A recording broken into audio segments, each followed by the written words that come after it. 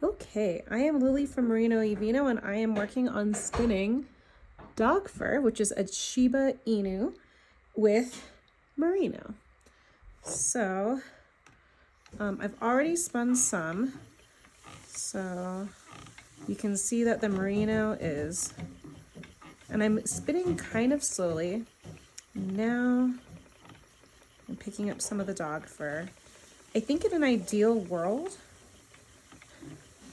am I spinning too far back?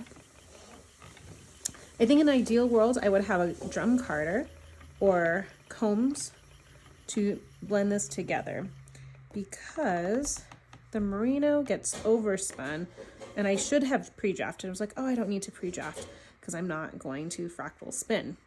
But it is actually helpful to pre-draft this because the merino gets overspun, whereas the dog fur doesn't, can take more spin. So balancing those two is kind of tricky. And if I had combs or a drum carder, I could blend it 50-50, which is what online says is the best part. And my son just came in. So okay, I think it's upstairs in your room. No, I think it's in the parlor. Okay.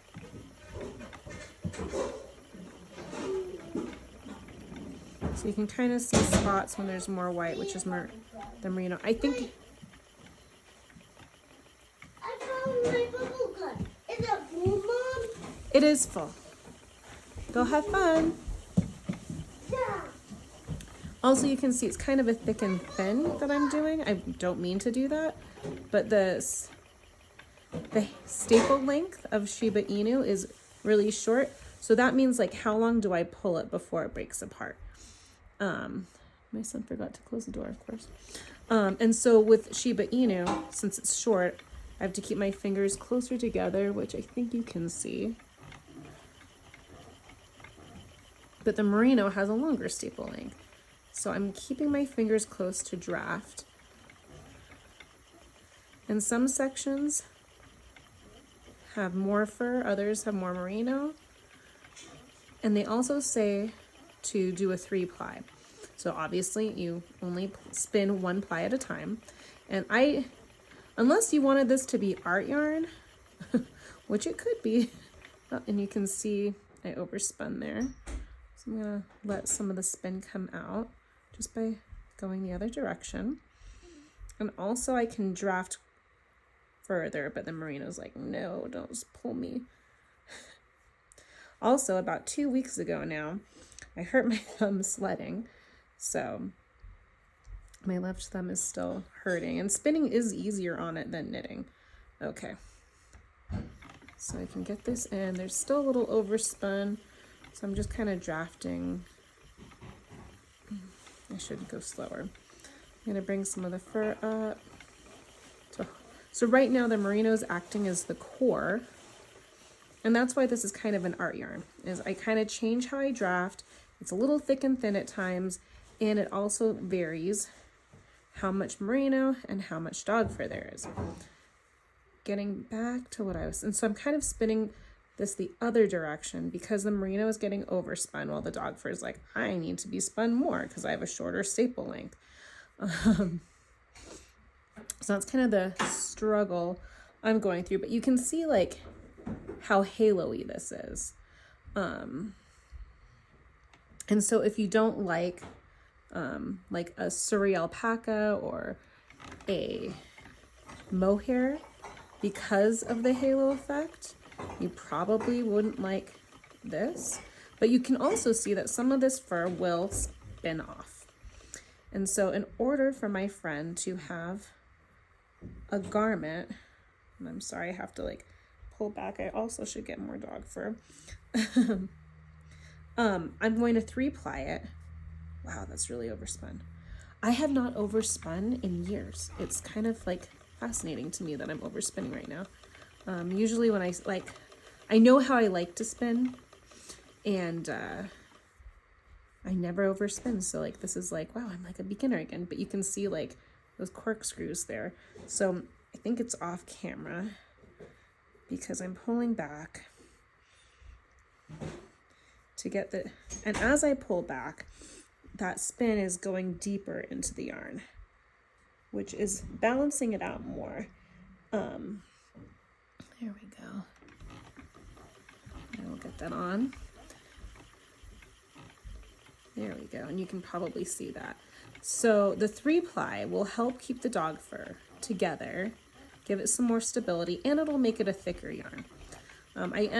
At first I was thinking I wanted to spin this thick so that I could have like a worsted weight that's 2-ply, but since I'm doing since I'm struggling with like the spin, I'm taking less merino and more dog fur to try to even it out. I'm almost done with one bag.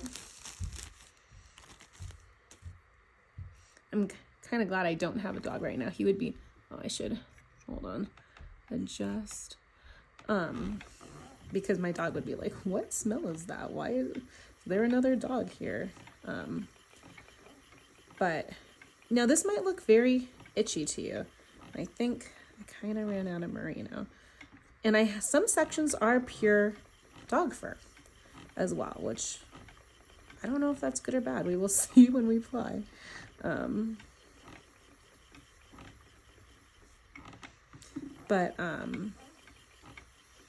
It looks itchy, but it's not, surprisingly, even though the fur is going in different directions. So this is a good lesson for spinners out there who might be beginners, or like just some random information, because why not? I'm a teacher. Often we will use the terms roving and top interchangeably. Roving is like my merino. All of the fibers are going in one direction. Sorry, no, top is the merino.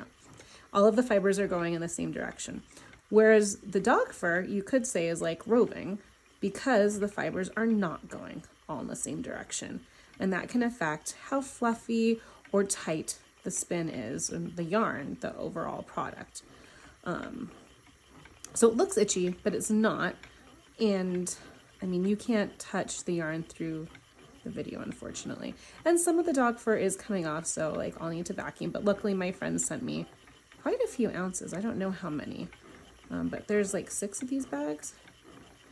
So in a minute I'll adjust the camera to show you how much I've spun today. But I have touched the bobbin, and I'll spin 3 of these bobbins, and then I'll ply them together, and I'll just rinse, lather, and repeat until I'm out of the dog fur. And I think it'll make a worsted to bulky yarn, which will make a nice warm scarf. Oh, and then you can see those corkscrews. I'm gonna pull back, slow it down. Come on, merino. I don't know why this isn't drafting. This is like undyed merino that I've dyed before, and it usually drafts easier than this, but I also pre-draft. So this is another lesson, is always pre-draft your fiber, because then you can get more consistent thickness. My son is knocking on the door. He knows how to open it though. So this is what you can hear. This is what the yarn is looking like, and it's very fuzzy looking, but it's really soft. So thank you for watching.